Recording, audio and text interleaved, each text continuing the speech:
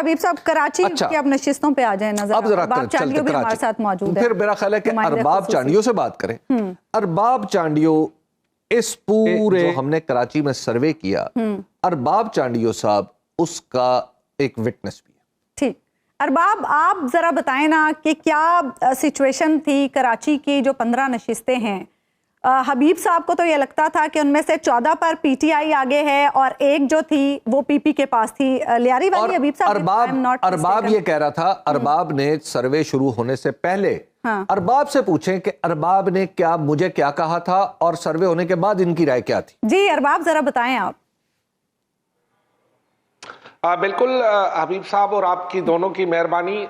हकीकत ये कि हम मुर्दा कौमें हैं, जिंदा किसी की तारीफ नहीं करते, लेकिन आज मुझे अल्लाह को हाजिर नाज़िर जान के मैं ये बात कर रहा हूँ कि जब सर्वे शुरू हुआ और सर्वे ख़त्म हुआ तो बिल्कुल हम बंस रोड के एक छोटे से ढाबे पर बैठे हुए थे, जहाँ जो है वो हमने चना चाट खाई। उसने पैसे भी नहीं लिए। हबीब अकरम को देखकर कहा कि नहीं भाई इससे पैसे नहीं लेने। अच्छा। वहां पर हबीब अकरम ने एक पेन उठाकर कलम पर मुझे लिख के दिया पूरे सर्वे के खात्मे के बाद कि अरबाब अगर फेयर एंड फ्री इलेक्शन हुआ तो 14 नशस्तें पीटीआई यहाँ से ले जाएगी। अच्छा। और बाकी नशस्तें जो है वो 2 से 4 नशस्तें उन्होंने जो है वो पाकिस्तान पीपल्स पार्टी को दी। और आप यकीन जाने कि यही हुआ है कराची में। ये 278 फॉर्म 45 मेरे पास मौजूद है, 278। अच्छा। ये इतना बड़ा पलंदा सिर्फ एक हल्के का है, ये मुस्तफा कमाल के हल्के का है। अच्छा। इस फॉर्म 45 278 के मुताबिक जो उम्मीदवार खान है जिसका ताल्लुक पीटीआई से है, उन्होंने, ये मैं आपको दिखा भी देता हूं, एक मैंने चार्ट बनाया, ये देखे आप चार्ट देखे।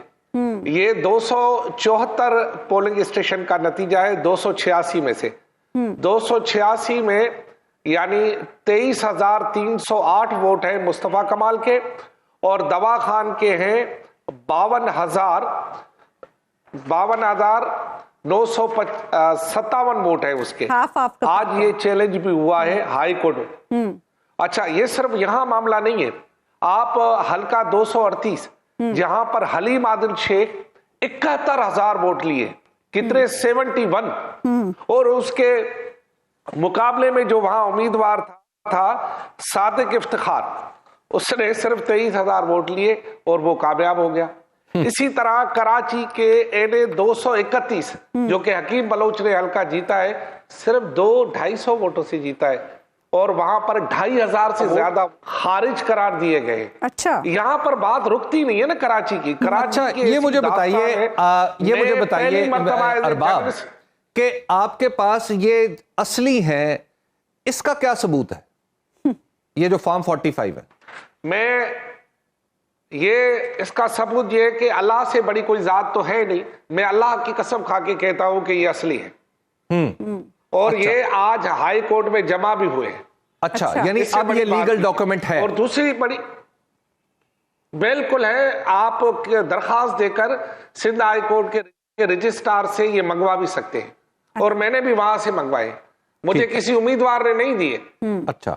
और ये अच्छा सिर्फ ये एक हल्के के, ये जो आप कह रहे हैं कि फॉर्म 45, और मैं भी ऐसे बहुत सारे हल्के, फॉर्म 45 फिर गलत, यानी ये जो नतीजे आए हैं, क्या आपके इल्म में ऐसी बात है कि फॉर्म 45 जब इकट्ठे होके नतीजा बनाया गया तो वहां पे सारे उम्मीदवार मौजूद थे? असल जी, बात है। बहुत मकामात पर तो उम्मीदवारों को बाहर निकाल दिया गया ना। इलेक्शन के रोज तो एका दुका वाकयात हुए कि ठप्पे शप्पे लगे। असल दादरी तो इलेक्शन के 5 बजे के बाद शुरू हुई है।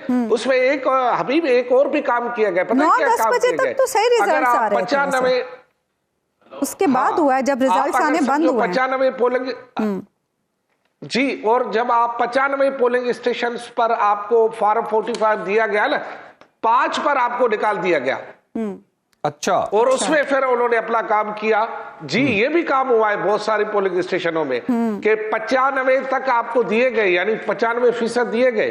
अब 5 जब फीसद रहते थे या 5 फार्म रहते थे, उसमें आपको कहा गया कि आपको बाहर बुलाया जा रहा है। बाहर गए, उसको ताला लगा दिया गया। उस वक्त फोन भी नहीं था ना। अच्छा। कौन करे?